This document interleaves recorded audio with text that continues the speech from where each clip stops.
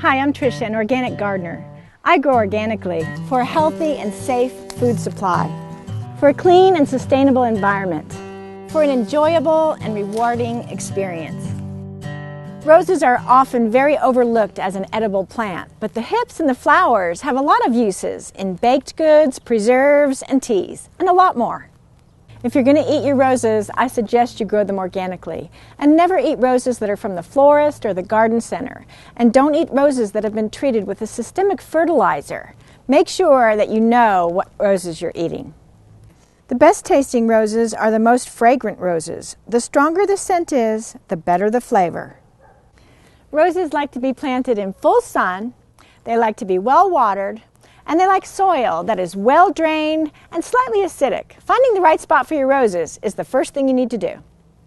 Healthy soil is the basis for organic gardening, and spring is a great time to take care of the soil around your roses. When your roses are showing 4 to 6 inches of new growth, fertilize and give them a soil drench of either alfalfa or compost tea. Fertilize with an organic fertilizer that's blended for flowers. Or you can use alfalfa meal, which is what I'm going to do. Roses are heavy feeders, so give them at least 2 feedings a year. I'm also going to give them a soil drench of alfalfa tea to go along with their spring feeding. Tea feedings for roses should be done at least once in the spring and then again in the fall.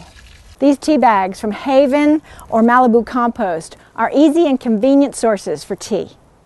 Then just top it off with about 2 inches of compost. Be careful not to get the compost up against the trunk of the rose bush. In addition to caring for your soil, pruning will go a long ways towards making your roses happy and healthy. And if you live in a climate where you have a dormant season, you can start pruning right before the spring growth. Your roses will let you know.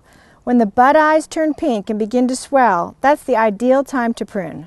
In warm climates like Florida or Southern California, you should prune around New Year's when the weather gets a little bit cooler. Know your roses. Different types of roses need different types of pruning. And some, like climbers and ramblers, should be pruned after bloom instead of when they're dormant. I'll be giving you some general pruning guidelines for all types of roses. Make sure your pruning tools are clean and sharp, and you want to disinfect them in between each bush.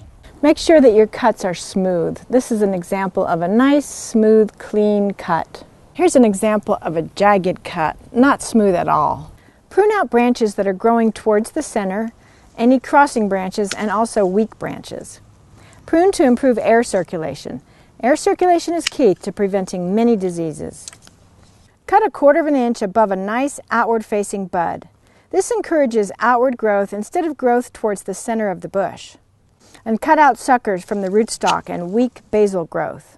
Prune out dead and diseased wood. Disinfect your pruners after every cut when you're removing the diseased wood.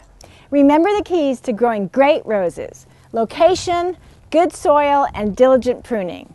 So grow and eat some roses and go organic for life.